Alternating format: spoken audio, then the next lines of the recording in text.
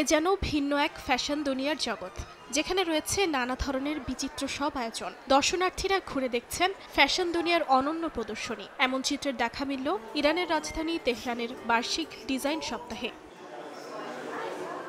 প্রথমে আসবাবপত্র প্রদর্শনী হিসেবে শুরু হলেও তেহরান ডিজাইন উইক এখন ইরানের অন্যতম প্রধান ডিজাইন প্ল্যাটফর্মে পরিণত হয়েছে। আয়োজকরা বলছেন, ডিজাইনকে দৈনন্দিন জীবনের সঙ্গে যুক্ত করা এবং সাংস্কৃতিক স্থানগুলোকে সবার জন্য আরও প্রবেশযোগ্য করা এই প্রদর্শনীর মূল লক্ষ্য।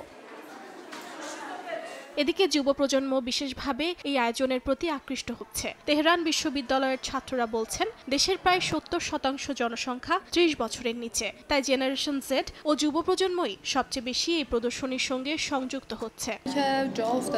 প্রাচীন ও ঐতিহ্যবাহী ইরানি শিল্পকে আধুনিকতার সঙ্গে সংযুক্ত করা হচ্ছে। আমার মনে হয় এটি অনেক আগেই হওয়া উচিত ছিল। আমাদের এই অভিব্যক্তির ধরন তো আগের প্রজন্মেও ছিল। আমার দৃষ্টিতে এই সংযোগ নতুন প্রজন্মের জন্য একটি পথ খুলছে। কলা ও শিল্পের সাধারণ মানুষকে সম্পৃক্ত করার দিকটি এবছর বিশেষভাবে উল্লেখযোগ্য। ইরানের ভৌগোলিক অবস্থান এই বৈশ্বিক সংযোগকে আরও শক্তিশালী করেছে বলে মত স্থানীয় অংশগ্রহণকারী ডিজাইনারদের। অর্জিতা সোয়েজিন, সময় সংবাদ।